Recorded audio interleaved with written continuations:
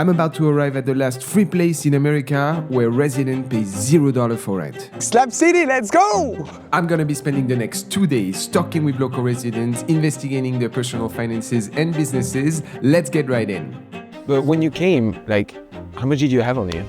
I just came with like a sleeping bag, a pillow, and a bag of clothes. How much were you making? It was over $100,000 a year. What do you do when you have zero? You have to survive. We are about 8 minutes from arriving to Slab City. It's a very artistic town, and we'll be discovering this as we are approaching.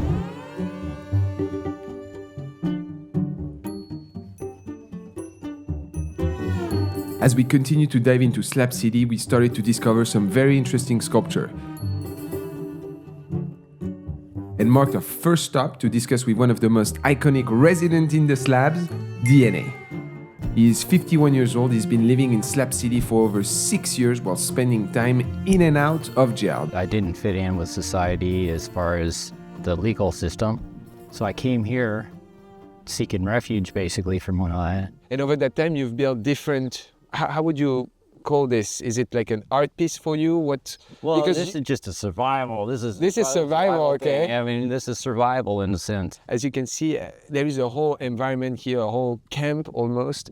And DNA really has been the builder for all of what you're currently seeing, including art pieces, as well as that iconic dome now that has been viewed by millions of people online.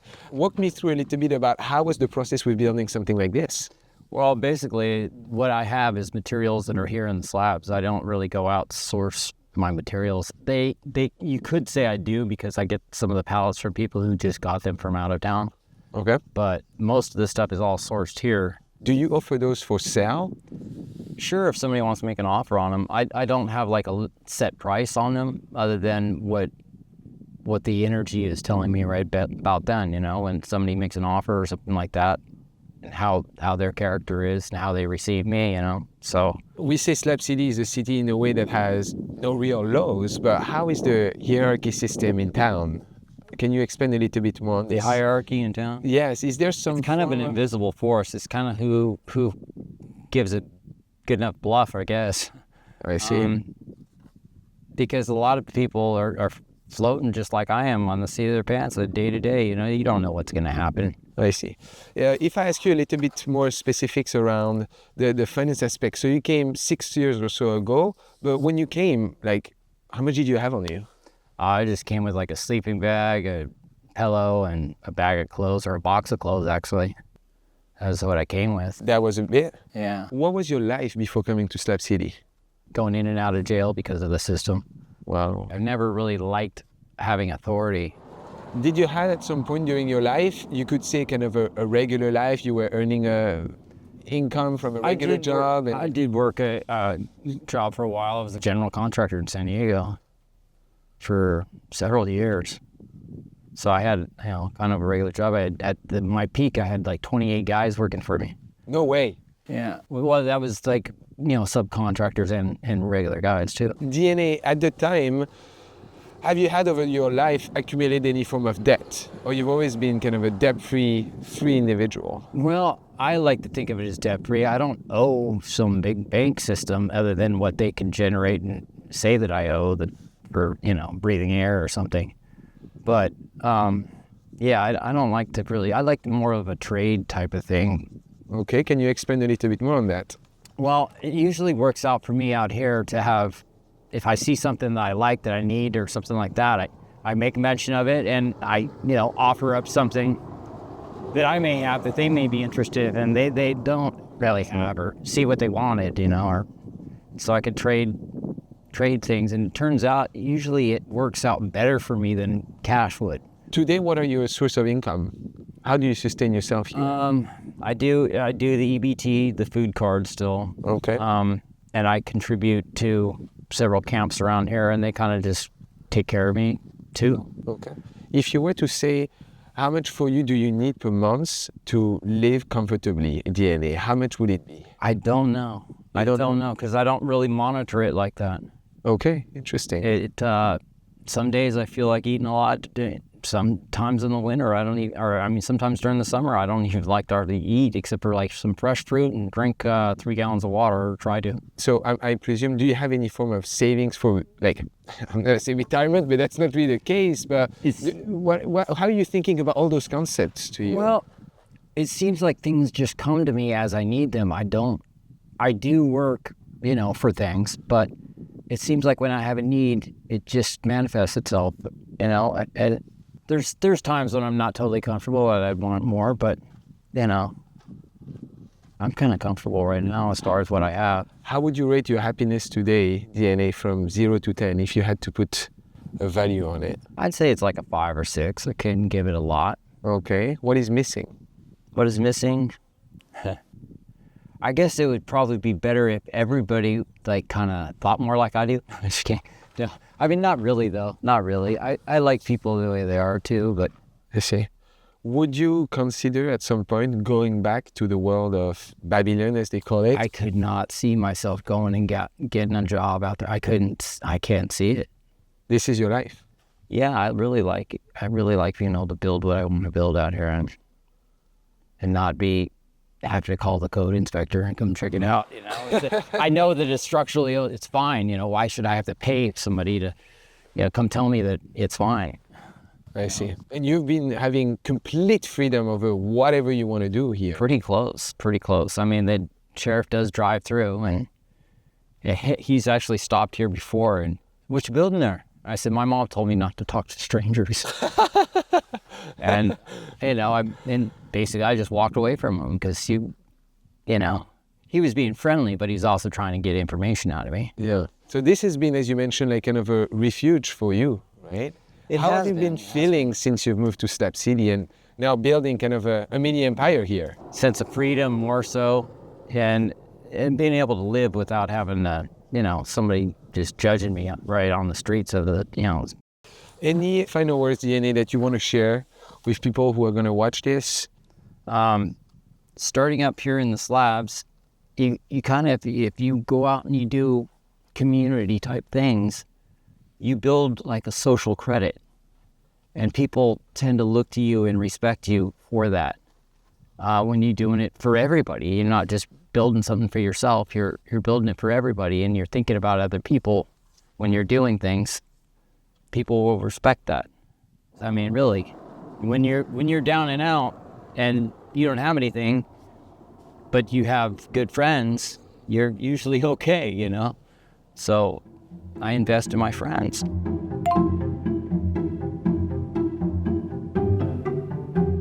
Second stop on our list is the richest businesswoman in town. Her name is Dot, the owner of House of Dot that is located right next to Is Jesus, one of the main attractions here as well. But you also have one of the main attractions of Slab City. It's getting there. It's getting there. And I would love to know a little bit more about yourself.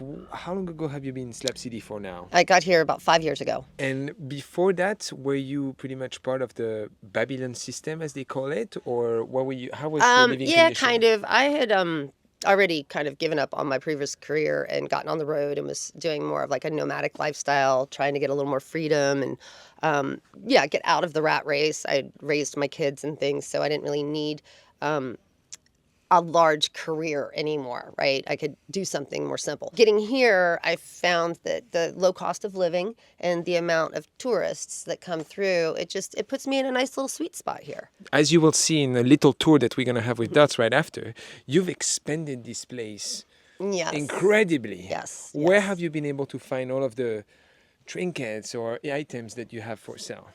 So I've truly been blessed by all of the people that like to bring donations to the slabs. I've got a lot of friends now that live with anywhere from a 3 to 5 hour radius of this place, that now they also have a lot of friends, and everybody has a lot of stuff, and people need a place to take their stuff. And a lot of it is not necessarily stuff that would be useful.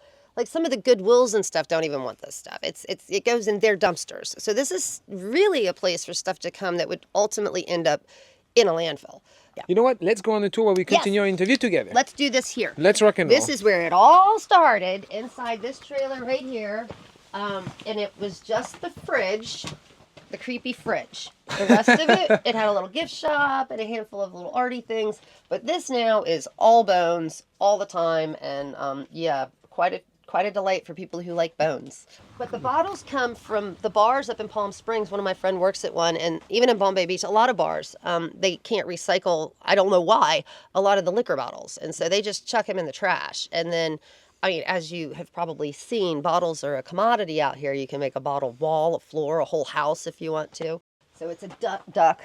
You're really tall, so literally That's right. Duck down.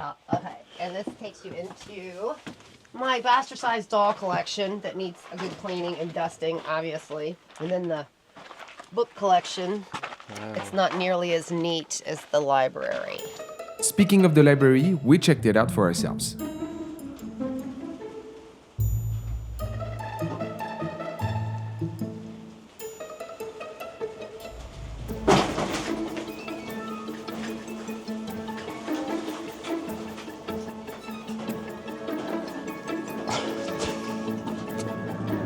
Oh, the tea party. Yes, the Alice in Wonderland dining room. So that's my summertime bed. And yeah, like this is where you live? I sleep in that in the summer. So everything that we are seeing here is pretty much for sale? Yeah, pretty much. If you found something you couldn't live without. But just like everything that came here, I didn't come here to sell you stuff. I came here to teach you stuff about the stuff that you buy and what happens to it and why people don't need to be buying so much stuff. And think about things before you take it home with you. So this is Taxidermy Dinner Party, another immersion art trailer. That's what I consider my artwork. It's like assemblage art. So you take things and bind them together, things that wouldn't normally go together. DNA, I think you met before. Yes. He's also an assemblage artist, just of a much more extreme nature. Oh. I mean, I don't know which one's more extreme. Yes, now I question it too. How did you acquire all of those trailers? So as I was doing well here, I was able to put funds back into the community. And so most of these trailers I got for a couple $100, maybe $300, that kind of thing. Most of them don't run. This one doesn't even have an engine or tires. Most of the time you'll find people that have these on properties out here, and they buy the property and they want that thing gone. And so it ends up in Slab City. And so business must have been running good for you to be able to afford all those trailers. I mean, so I looked at it as I could live, when I was traveling, it got where I couldn't live for less than like $500 a month. And that's like literally living on nothing, right? So when I got here, I kind of used when I would get to $500, I would put it towards like the camping fees, right? And instead of buying other things, I bought trailers. So people have said you can live off of about making $20 a day. So if you can make $20 a day out here, you can do pretty okay. You cannot live anywhere else in the United States and make $20 a day. I never saw the Slabs as the last free place, meaning free, you show up here, you don't have anything, the community will provide for you. I came here because it was the last free place to park your camper and live here. It's not free to live. It is not free to live anywhere. So I am lucky that I've been able to make a business, a tourist attraction business here. Mm-hmm. It is a lot of hard work, and I put a lot of hard work into it, and I was able to invest back into it through my hard work. But it is frustrating when people show up with absolutely nothing. It's nice if you can show up, even if it's just a skill you're bringing to the table. Bring something that adds to the community. That's all we're asking. So, this is the trailer bus full of clothes. Oh, wow.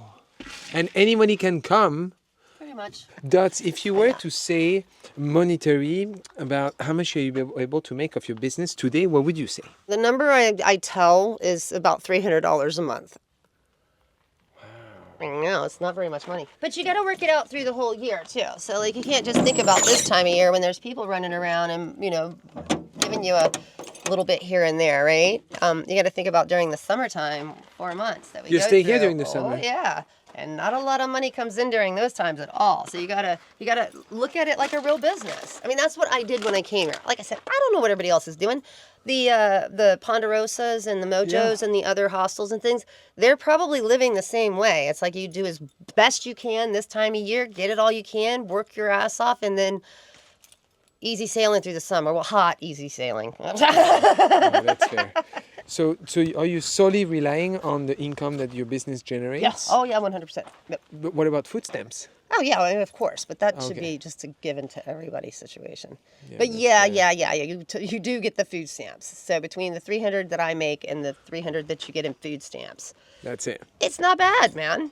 It's not bad. Wow. Yeah. Do you have any form of savings with you?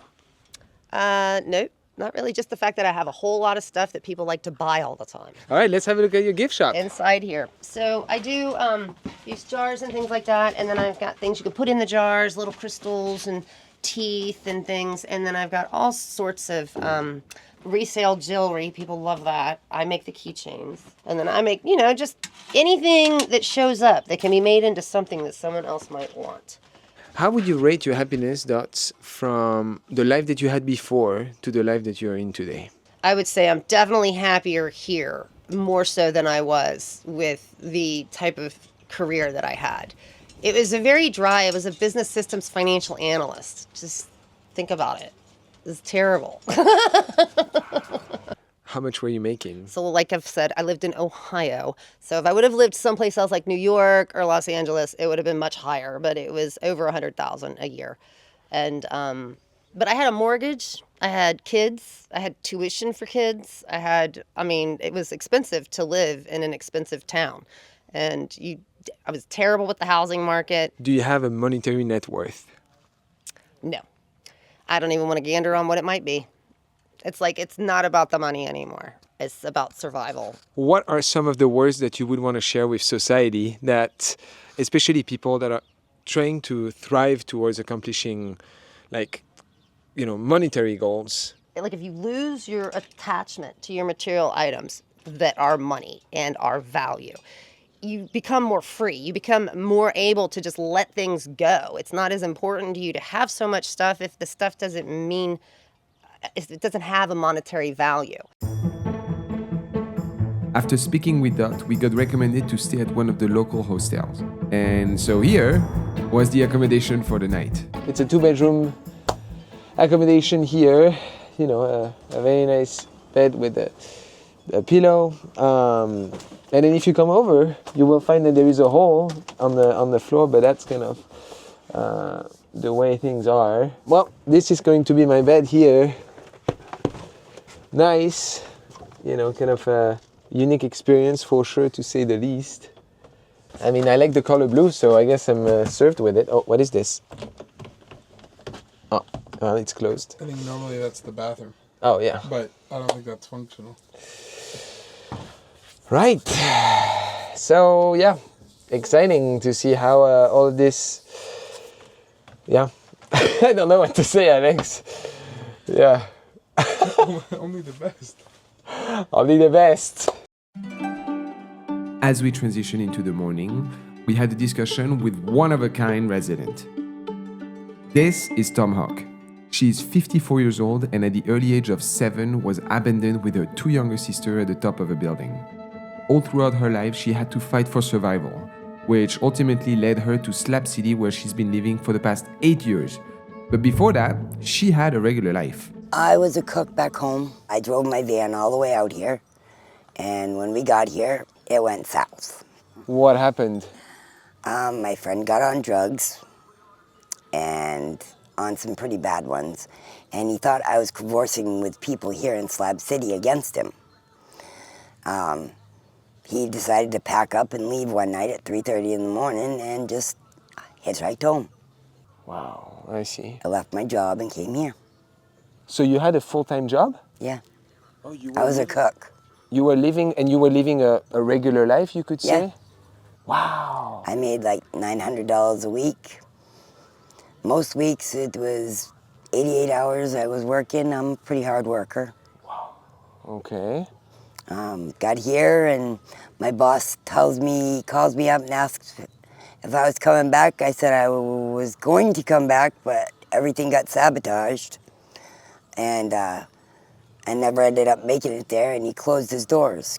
What prevented you from going back to... Not having any money or a vehicle. Oh, because Robert took everything? Robert took what he had and then just left me here, dead baddie on the side of the road. And you had no money at the time? No. Okay. So Burl, a lady that was here in the slabs, she is one of the elders, and she helped me get a job at the Oasis Club and at the range on Saturday nights. I cooked burgers and on Wednesdays and coffee in the morning at the Oasis.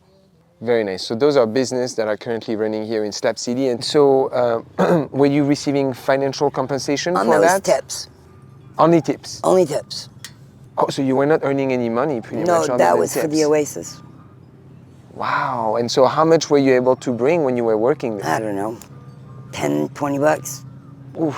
Wow. Okay. Which is fine for me, but I mean, I can be without things, you know. I'm pretty easy when it comes to that way. Okay. This is a barter town. It's called Slab City, and we have a trade circle, trade being the optional word. Barter, back in the day, that's all they did was barter. And so tell me a little bit more about how the system works on this. You have your stuff that you're talented at, like I draw or I make dream catchers and staffs and stuff like that of trinkets that I go out in the desert and look for. You know, so I'll make dream catchers and take them down to the trade circle and sell them. Or barter for it, you know, switch off. Somebody wants something, you want something, they switch. I see. Okay. And so that has allowed you pretty much to, well, with a little bit of employment locally to kind of survive here? I haven't worked only at the range here in the slabs. I work for the people here that have money. I'll clean their houses. Okay. And I have $120 a month that I work at one lady and one gentleman. They give me $120 a month, and I do theirs every Wednesday. And what you clean their place? Clean their house, just like a regular cleaning job. I see. So is that pretty much the total income that you're making here in the slabs? I make probably $200 a month. $200 a Total. month? Yeah. I see. My sister sends me a lot of stuff too. Like, she'll ask me what it is that I need. Wow. She's a doctor back home. I'm sorry? She's a doctor? Yeah. And she's my younger sister. I'm the oldest of three. So is she providing you with any financial help?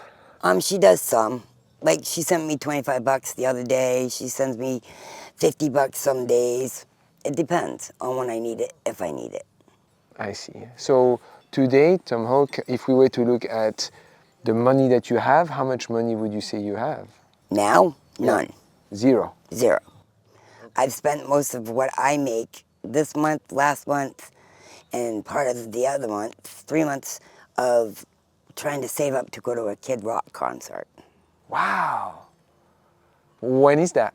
It's April 5th and 6th. And how much do you need to make it happen? 100 bucks. Yes. Okay. Everything that I've made here in the last few months, I've spent right to that. Okay, and so just to give some transparency as well, we are providing some compensation for you coming to the show. Appreciate it. To the amount of $100. Well, so you think that you will be using that to go to the concert? As soon as I get it, I'll be sending it to him. Yes, well, that's exciting. Awesome, I'm glad to hear that. Okay, so how do you feel? I guess you've been kind of living in that environment for like 8 years, always kind of balancing of a very low balance. How do you feel within yourself about it? Does it give you some form of pressure, or you are... More strength than anything. Okay, tell me more. Because you have to survive. So what do you do when you have zero? Sometimes we go out to the range and we go brassing.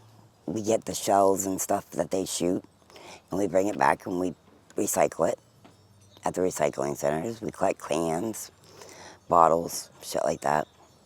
Yeah, so you are pretty much okay But with the situation. I'm okay. I struggle. Some days aren't as easy as most days, but you have to kind of think about what your life really is like, you know? At no time over the course of the past 8 years did you ask yourself, do I want to go back to the life that I had?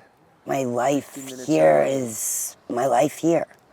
You know, people jump out of the nest and move to their own families that they've like husbands and their children, and they live their life up separate than my family's life. You're really gonna rain now, huh? Slab City is full of surprise and it started to rain outside. So thank you for following along the story now indoor with Tomahawk. What are your thoughts around, and we've spoken to a couple individuals already here. Many of them are against the capitalism system, which I can understand. How are your thoughts about money yourself? Myself, I think everybody needs it because somewhere along the way they have wants and needs that need to be met. You know, it's not a necessity totally because you can get around it. You know, you can survive in this world without it as long as you got knowledge and resource. What is the future looks like for you? I picture it a little bit better than what it is now, but basically still the same.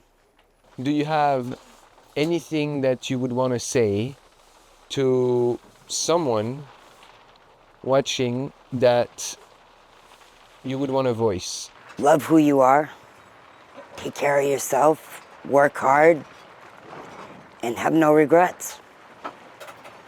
You have no regrets? None. Okay. And today you find yourself happy? Basically, yeah. I struggle, like I said, but I think part of struggling is part of life. You don't have a yin and a yang, you don't have life.